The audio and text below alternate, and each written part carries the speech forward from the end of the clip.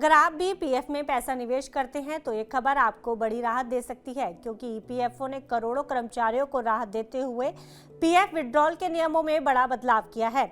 इस बदलाव के तहत अब 1 अप्रैल 2026 से ईपीएफ सब्सक्राइबर अपने पीएफ खाते से सीधे बैंक अकाउंट में पैसा निकाल सकेंगे, और वह भी यूपीआई के जरिए।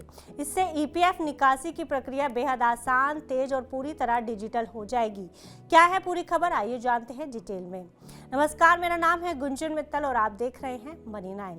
दरअसल एक मीडिया रिपोर्ट के मुताबिक श्रम मंत्रालय एक ऐसे सिस्टम पर काम कर रहा है जिसमें ईपीएफ की एक तय राशि सुरक्षित यानी कि फ्रीज रखी जाएगी, जबकि बाकी बड़ा हिस्सा यूपीआई पेमेंट गेटवे के जरिए सीधे सदस्य के बैंक खाते में ट्रांसफर किया जा सकेगा।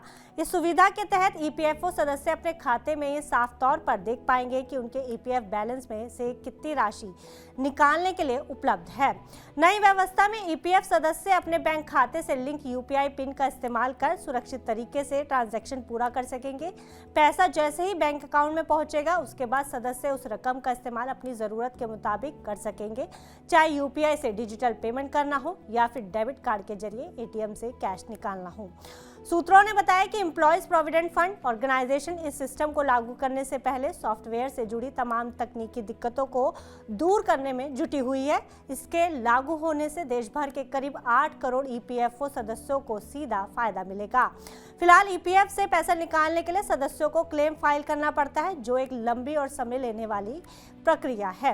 हालांकि मौजूदा समय में ऑटो सेटलमेंट मोड के तहत कुछ मामलों में ईपीएफ क्लेम 3 दिनों के भीतर निपटा दिया जाता है, लेकिन इसके लिए भी आवेदन करना जरूरी होता है। अच्छी बात यह है कि ऑटो सेटलमेंट की सीमा पहले ही 1 लाख रुपए से बढ़ाकर 5 लाख रुपए कर दी गई है। इससे बीमारी, पढ़ाई, शादी और घर से जुड़ी जरूरतों के लिए बड़ी संख्या में सदस्य 3 दिन के भीतर पैसा निकाल पा रहे हैं। ईपीएफओ ने पहली बार कोविड-19 महामारी के दौरान भी एडवांस क्लेम के लिए ऑटो सेटलमेंट की सुविधा शुरू की थी, ताकि आर्थिक संकट से जूझ रहे कर्मचारियों को तुरंत मदद मिल सके।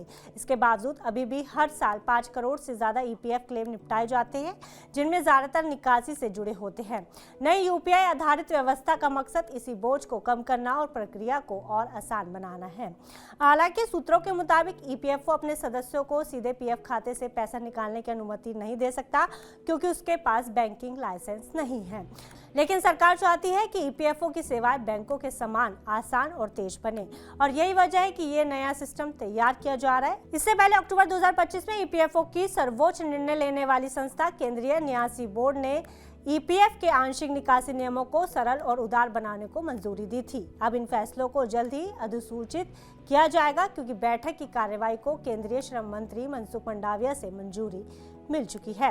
सदस्यों की ईज ऑफ लिविंग बढ़ाने के लिए ईपीएफ स्कीम के तहत आंशिक निकासी के जटिल नियमों को आसान बनाया गया है। पहले जहां 13 अलग अलग प्रावधान थे, अब उन्हें मिलाकर सिर्फ एक सरल नियम बनाया गया है, जिसे 3 कैटेगरीज में बांटा गया है। पहला है बीमारी, शिक्षा और शादी। दूसरा है आवास जरूरतें, यानी घर के खर्च के लिए, मतलब घर बनवाना हो या घर खरीदना हो। विशेष परिस्थितियां, जैसे कि कोई भी मेडिकल और कोई भी इमरजेंसी हो, तो आप इन स्थितियों में पैसा निकाल सकते हैं। नई व्यवस्था के तहत ईपीएफ सदस्य अपने खाते में मौजूद कुल पात्र राशि का 100% तक निकाल सकेंगे, जिसमें कर्मचारी और नियोक्ता दोनों का योगदान शामिल होगा। हालांकि एक सुरक्षा प्रावधान के तहत खाते में कम से कम 25% राशि मिनिमम बैलेंस के रूप में बनाए रखना जरूरी होगा। इससे सदस्य को ईपीएफओ की मौजूदा 8.25% सालाना ब्याज दर और कंपाउंडिंग का लाभ मिलता रहेगा, जिससे रिटायरमेंट के लिए एक मजबूत फंड तैयार हो सके। ये सुधार एक तरफ जहां ईपीएफ की रकम तक आसान और तेज पहुंच सुनिश्चित करेगा, वहीं दूसरी ओर सदस्यों के रिटायरमेंट फंड की सुरक्षा भी बनाए रखेगा। नियमों का सरलीकरण, ज्यादा लचीलापन और बिना किसी दस्तावेज के ऑटो सेटलमेंट की सुविधा आने वाले समय में 100% ऑटो सेटलमेंट सिस्टम का रास्ता साफ करेगी और करोड़ों कर्मचारियों की जिंदगी को पहले से कहीं ज्यादा आसान और बेहतर बना देगी। फिलहाल इस खबर में इतना ही। आप बिजनेस से जुड़ी अन्य खबरों के लिए देखते रहिए मनी 9।